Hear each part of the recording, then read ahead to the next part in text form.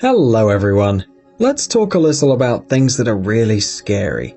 Not about ghosts and other paranormal beings, but about the condition that every person can face. A coma, an absence of reactions, loss of consciousness, in which you seem to freeze between our world and the other side. Having fallen into a coma, some people have been in the state for many years, and doctors still can't make any forecasts. But among the many sad stories, there are those that can be called a real miracle, so we'll talk about them today.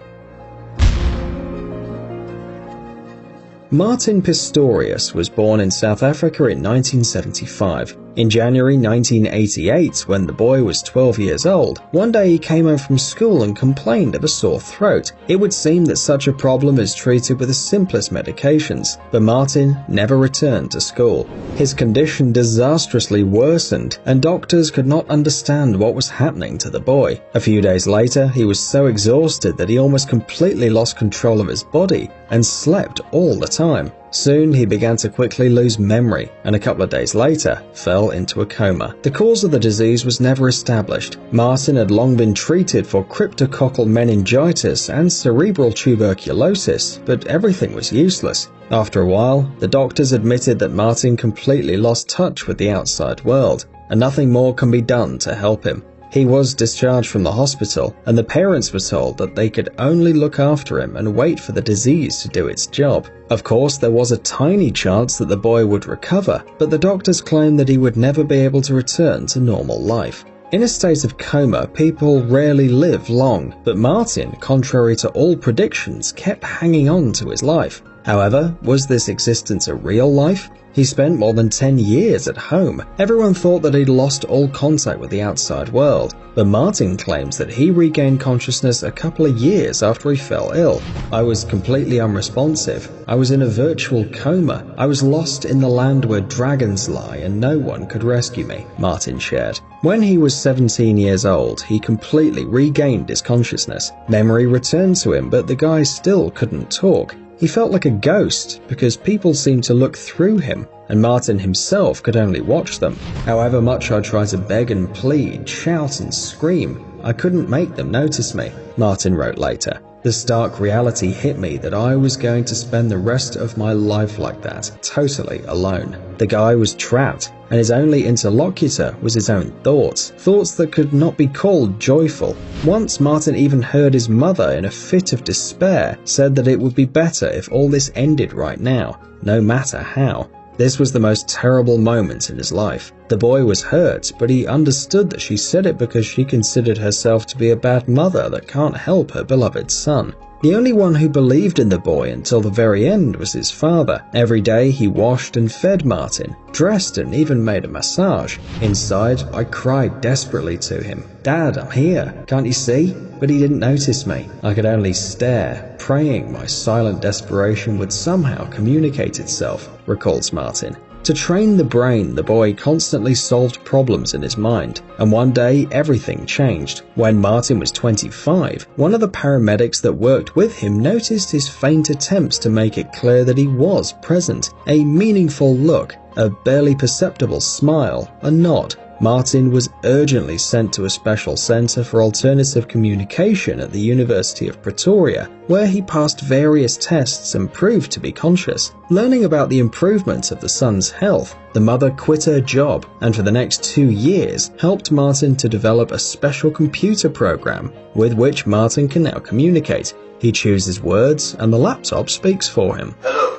I would like to introduce myself. My name is Martin Pistorius." Having received the opportunity to communicate, the guy was able to finish college and even got a job as a designer in a web company. Long and heavy rehabilitation did its job. A facial expression returned to Martin, the movements of the upper body. In 2008, he met his sister's friend Joanna. A year later, they got married and lived happily together in the UK. "I'm happy with who I am," says Martin. "Life can change so quickly. It is important to appreciate what you have at the moment." In 2011, Martin Pistorius' book Ghost Boy was published, in which he told his story and shared all the experiences that he'd had while he was locked inside his own body. Martin calls on everyone to treat each other with kindness, respect and sympathy. Never underestimate the power of reason, the importance of love and faith.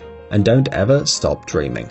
But no matter how marvelous the story of Martin seems, it's not the only one. In 2007, a Polish guy named Jan Grzebski came to his senses after spending 19 years in a coma. Yes, friends, for 19 years. In the 80s, Jan, who was at that time 46 years old, worked as a trackman on the railway. But during the work he was seriously injured by a fastening of the car and was urgently sent to the hospital. Doctors told the relatives the sad news. In addition to the injuries received, Jan suffered from a brain tumor and soon fell into a coma. The prospects were disappointing. Grzebski could not last more than 3 years. But Jan's wife, Gertruda, was not about to give up. Every day, she not only did all the necessary procedures for her husband, but also constantly talked to him, sharing the latest news. It would seem like quite a meaningless occupation, but Gertruda saw Jan react to her words. She just thought everyone else didn't see it. The man's fingers trembled and his eyes moved under his eyelids, but the doctors asserted that these involuntary convulsive movements meant nothing. But as Jan grew older, the size of the tumor decreased, allowing him to gradually regain consciousness. In the end, everything ended in a completely unexpected way. Mr. Grzebski came to himself on April 12, 2007. Doctors couldn't say anything. Turned out that Gertruda was right all this time. At the time when Grzebski fell into a coma, he had 4 children. Back then, Poland, or rather the then Polish People's Republic, was in a deep economic crisis. The workers constantly organized mass strikes, and in general, life was not easy.